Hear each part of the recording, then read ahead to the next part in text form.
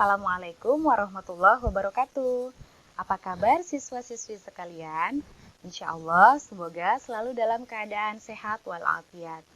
Bersama saya Bu Ir, pada kesempatan kali ini kita akan belajar pendidikan kewarganegaraan dengan materi sistem pemerintahan pusat. Siswa-siswi sekalian silahkan menyimak dengan saksama berikut penjelasannya. Sistem pemerintahan pusat.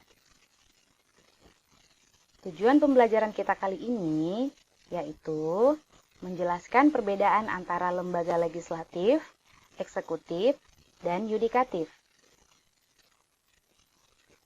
Yang kedua, mendeskripsikan lembaga-lembaga negara dalam susunan pemerintahan pusat seperti MPR, DPR, Presiden, MA, MK, dan BPK.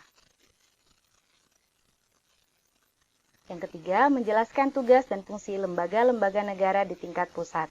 Pada pembelajaran sebelumnya, kita sudah membahas tentang sistem pemerintahan pusat, yaitu lembaga legislatif. Kali ini kita akan membahas tentang lembaga eksekutif. Lembaga eksekutif adalah pelaksana atau penggerak roda pemerintahan negara. Tanpa ada lembaga eksekutif, suatu negara tidak akan menjalankan pemerintahan. Oleh karena itu, lembaga eksekutif memiliki arti yang sangat penting. Di Indonesia, pengemban tugas eksekutif di tingkat pusat adalah presiden yang dibantu oleh seorang wakil presiden dan menteri-menteri.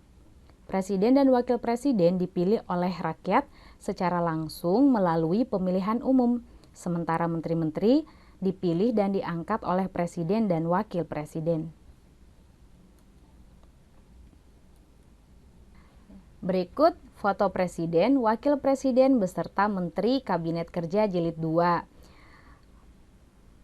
Presiden, wakil presiden beserta menteri ini menjabat dari periode 2019 hingga 2024.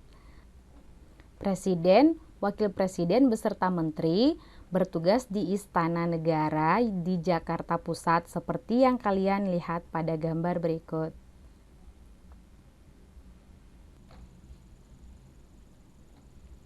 Adapun tugas dan wewenang presiden, yaitu memegang kekuasaan pemerintahan menurut Undang-Undang Dasar, memegang kekuasaan tertinggi atas Angkatan Darat, Angkatan Laut, dan Angkatan Udara, mengajukan rancangan undang-undang kepada Dewan Perwakilan Rakyat. Presiden melakukan pembahasan dan pemberian persetujuan atas rancangan undang-undang bersama DPR, serta mengesahkan rancangan undang-undang menjadi undang-undang.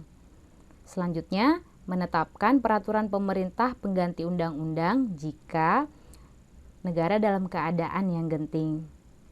Menetapkan peraturan pemerintah, mengangkat dan memberhentikan menteri-menteri.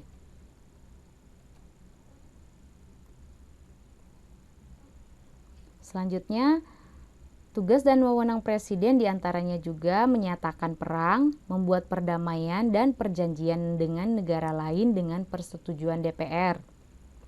Membuat perjanjian internasional lainnya dengan persetujuan DPR, menyatakan keadaan bahaya, mengangkat duta dan konsul. Dalam mengangkat duta, Presiden memperhatikan pertimbangan DPR, menerima penempatan duta negara lain dengan memperhatikan pertimbangan DPR, memberi grasi dan rehabilitasi dengan memperhatikan pertimbangan Mahkamah Agung,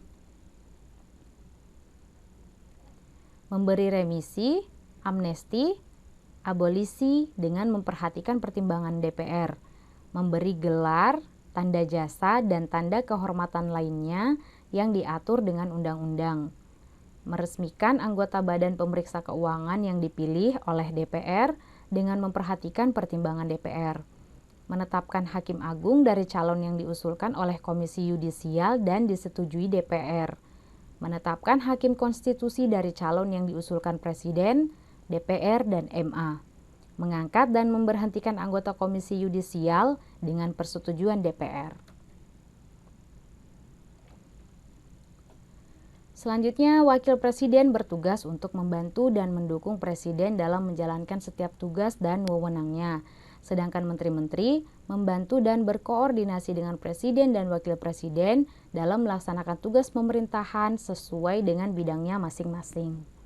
Lembaga eksekutif tidak hanya ada di tingkat pusat, di tingkat yang lebih rendah ada gubernur, bupati, wali kota, camat, lurah, dan kepala desa. Lembaga eksekutif dari tingkat pusat hingga yang terendah harus melaksanakan tugas masing-masing agar penyelenggaraan pemerintahan dapat berjalan secara teratur. Demikian penjelasan dan pembahasan untuk lembaga eksekutif. Berikut lembar kerjanya, silakan siswa-siswi sekalian menyelesaikan dengan baik. Demikian penjelasan materi pada hari ini. Semoga bermanfaat. Mohon maaf jika ada kekurangan. Terima kasih. Assalamualaikum warahmatullahi wabarakatuh.